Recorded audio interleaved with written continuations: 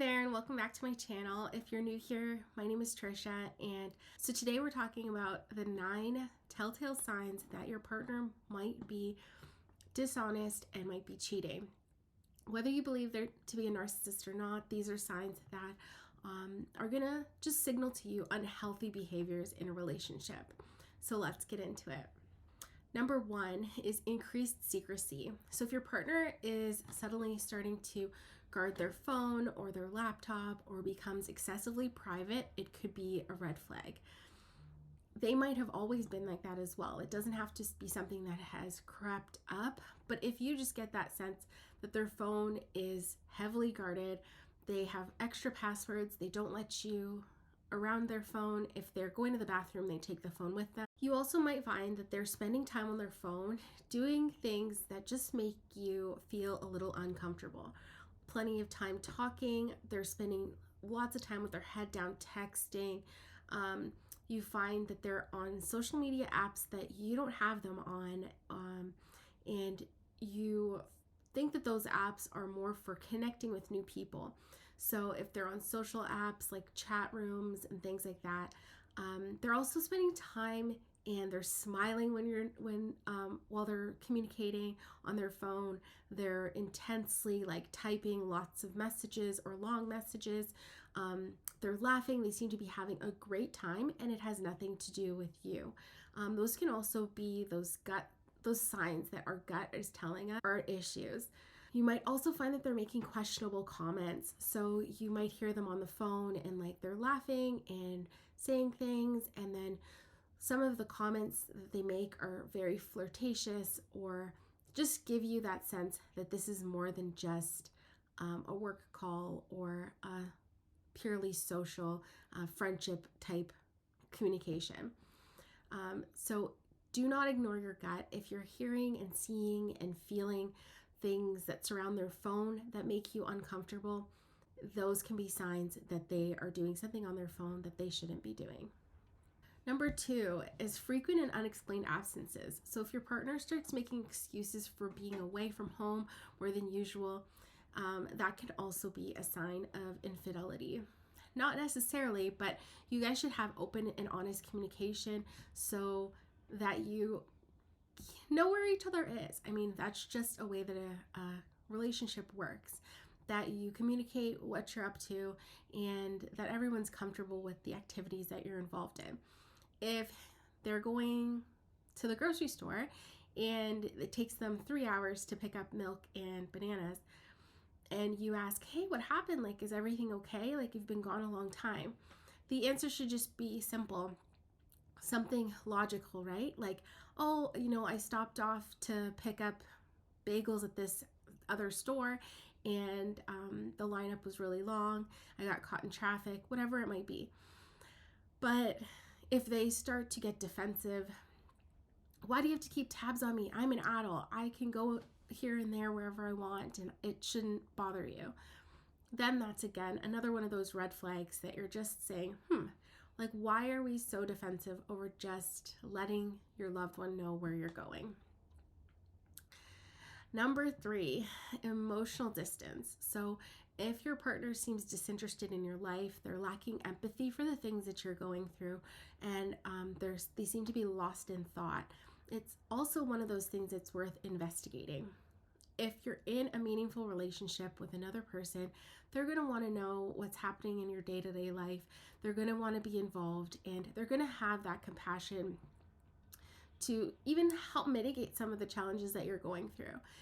If you find that your partner is distant, they're not really listening when you're talking, you're the one that's always reaching out for them, there could be something else going on there. Number 4, so sudden changes in appearance. And it doesn't necessarily have to be sudden, but a distinct change in appearance. Maybe they started dressing differently. They're going to the gym more frequently. They're obsessing over their looks. These changes might be a sign that they're seeking attention somewhere else. You could also add on to that if they were never someone to be using cologne or anything like that, and they start to use cologne or start to use different makeup and things like that when they're just simply going to the store or going to work. Those could raise red flags as well. Number 5 is decreased physical intimacy. So if you had a very passionate relationship at one point and then they suddenly become disinterested or lacking of affection and attention towards you, that could be a warning sign. So if you are in a relationship where it's healthy and both people are attracted to one another and are invested in one another, then this is a form of intimacy that oftentimes doesn't want to be passed up.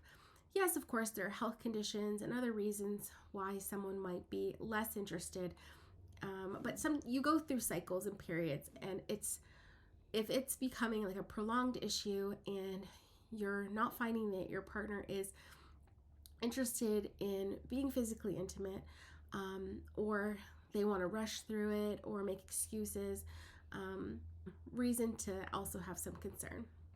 Number 6 is unexplained expenses and financial secrecy. So keep an eye out for unusual charges on credit card bills or frequent cash withdrawals without a valid explanation.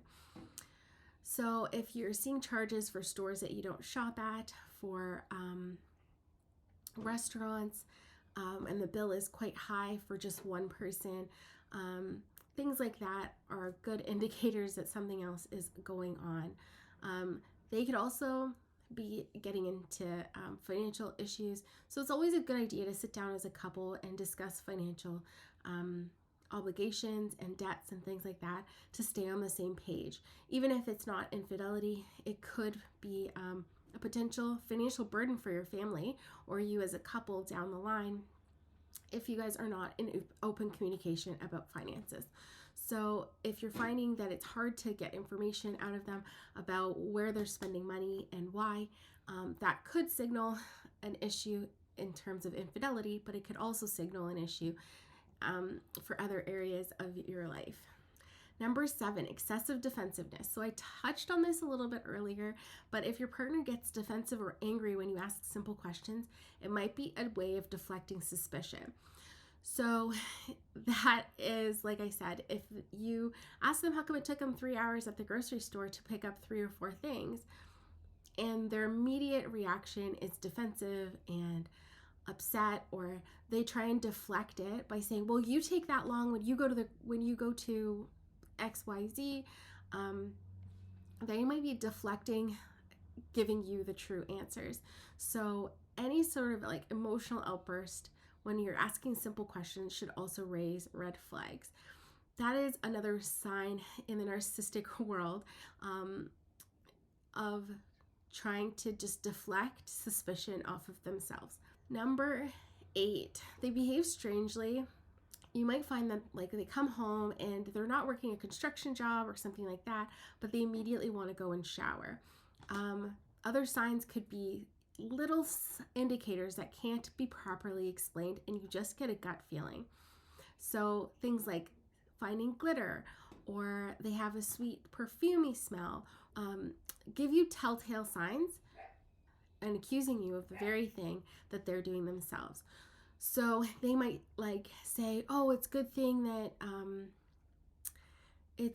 you're going out with your friend. Otherwise, I don't know if you'd be cheating on me. Or asking your kids, like, did your mommy, like see another man today or something like that. What they're doing through accusing you of doing that is a form of hiding what they're doing. And that happens a lot with narcissistic partners. They will also say things like, if I was cheating, you would never know. I'm just that good. So if you start to hear like comments like that, you might have been hearing comments like that from the very beginning. This is someone that you need to look at more closely. They may play it off as a joke when you say, hey, like that's not cool to say. Oh, I'm just joking. But that's just a way to gaslight you and make you doubt your own thoughts. And number 9, back to the thoughts, is intuition. So absolutely trust your gut. If something feels off about your relationship, chances are it probably is. There are things that we can't quite explain, but our subconscious knows that they're true. So if you just get that inkling, and probably you have that inkling, that's why you've come to a video like this, that they're cheating, then there's more there to look at. And finally, number 10, evidence of dishonesty. So if you find concrete evidence, such as text messages or emails, that could be an indication of your partner's infidelity, and it's time to confront them. If you're confronting a narcissist, you don't expect to get a straight answer, but it's just that you confront them with the information and see what their reaction is, and then use your intuition to go from there. Oftentimes, we deny ourselves our intuition and the knowledge that we have within ourselves because we don't want to offend other people. We don't want to accuse other people. But if you're feeling like something's wrong in this relationship, you shouldn't be feeling that way. You should feel safe and secure, happy and healthy, and feel like your relationship is a place where you thrive and grow. If any of those things are in doubt in your mind, then you need to learn more about narcissistic abuse and narcissism in relationships. I know a lot of us have an idea of what narcissism is, but it is so much more than that. Trust your gut. We don't trust our gut as much as we need to, but our body and our subconscious is always screaming at us to tell us information that we really do need to pay attention to. So if you're feeling insecure in your relationship, if you're feeling like something's off and something's wrong, it is, then it's time to evaluate whether this is the relationship that you should be staying in. I hope you will subscribe to the channel and join us here for more information about relationships, whether they be romantic relationships or family relationships or friend relationships, and learn how to create good boundaries and happy relationships around you that you thrive in. Thanks so much for joining, and I hope you'll hit that subscribe button. Head to one of the other videos on my channel to learn more. Have a great afternoon.